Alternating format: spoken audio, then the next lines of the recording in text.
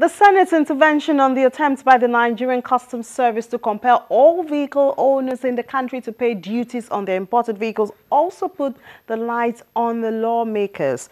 Upon invitation of the Comptroller General of the Nigerian Customs Service, Colonel Ahmed Ali, the Senate insisted that he appears in uniform.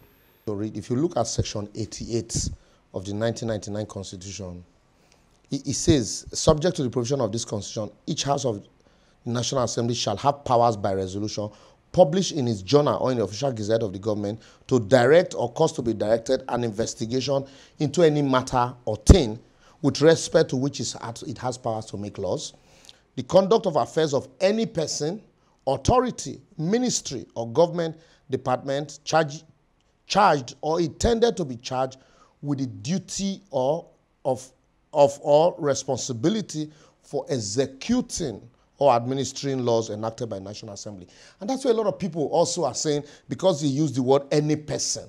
But they forget that any person is attached to any person executing who is charged with the duty of or responsibility for executing or administering laws enacted by the National Assembly, disbursing or administering money appropriated or to be appropriated by the National Assembly. And so, by virtue of that section, the National Assembly have powers to invite any government agencies, anybody that occupies government offices that has powers to or responsibility to administer laws enacted by the National Assembly. And if you look at Section 89, it also says they have powers to conduct investigations or carry out evidence, Further to Section 88, also, they can have powers, to make laws with respect to such matters and expose corruptions and all of that. The issue of invitation to the Hallowed Chamber formed another basis for scrutiny of the lawmakers when the chairman of the Presidential Committee on Anti-Corruption, Professor Isesage, was invited. So, look, I believe, look, this thing are just getting too much. That it's only a simple thing that cannot see that dramas, scripts are written every day just to keep us busy. We are laughing away our life. Hey, and while issues of governance are not being addressed to. It is Magu today, they say custom boss tomorrow, it's Sagie the next day, and nothing, this thing continues going on. For goodness sake, those in the executives, those in the legislature, majority they are in the same party. Why can't they go to their party caucus and resolve all these issues? This is not how to treat a country. This is not to run a country. And people should get sufficiently and now see the way people are just taking sides. Some are taking sides with the legislature, some are taking sides with the executive. Both of them, they are not doing us any good. And Nigerians should resist what they are going on. Both the executive and the legislature. Not to say we are signing in legislature, we are signing executives. Both of them, they are not attending to the serious issue of governance. And there seems to be an unholy cooperation and alliance to continue to stage all these diversions while people are suffering, people are hungry. Look at the land. Is this how a country should run? These are the issues we should address. A former member of the Senate, Olorunnibe Mamora, explains that these happenings shouldn't be viewed as unusual in a democratic setting, especially with the level of development of the country. We need to understand the situation in which the legislature in Nigeria, has found itself.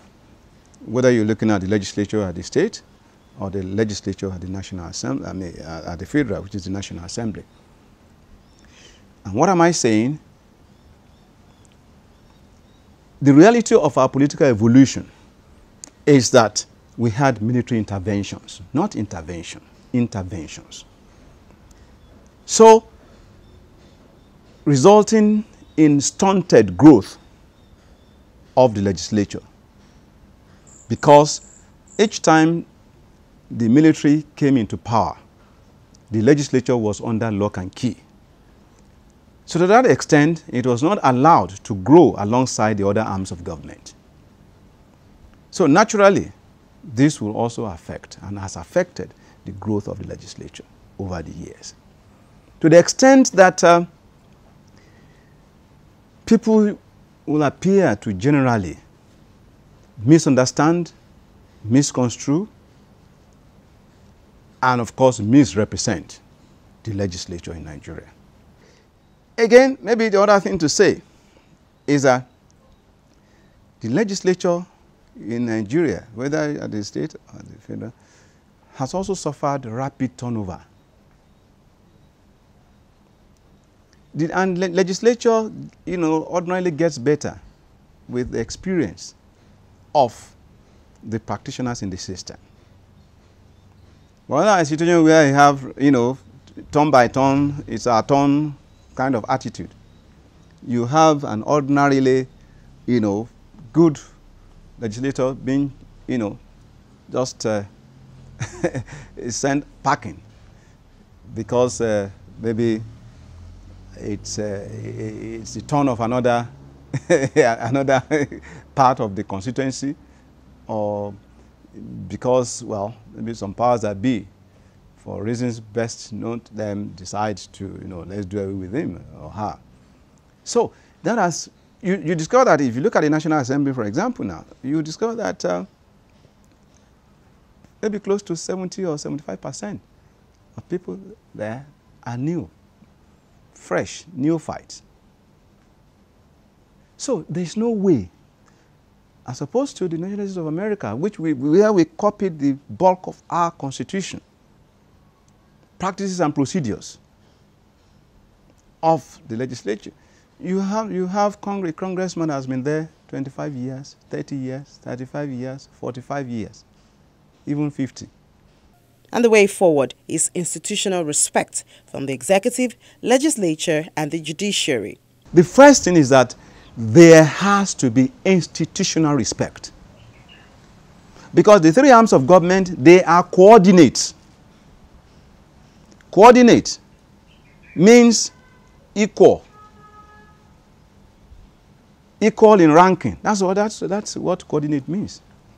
Then there is need for communication between the executive and the legislature.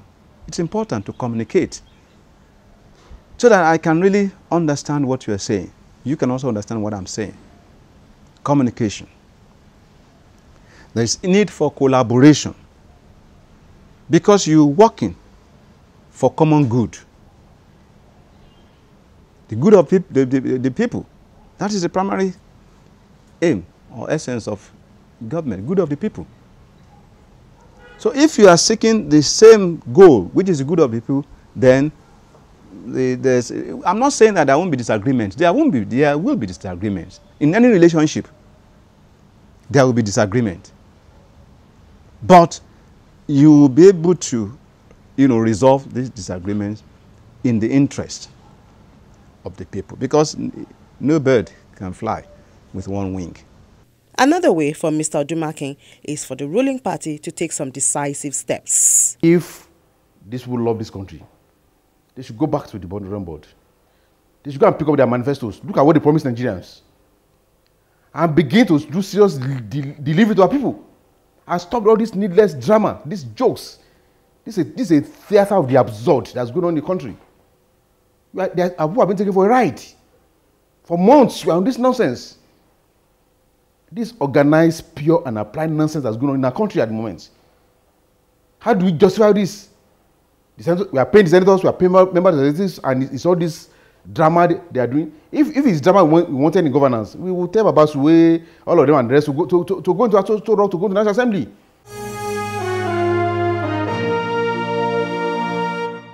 Like former Senator Mamora said, the most important point in all of this is the good of the people, and Nigerians hope that both the legislature and the executive will remember this in their interactions and decision-making.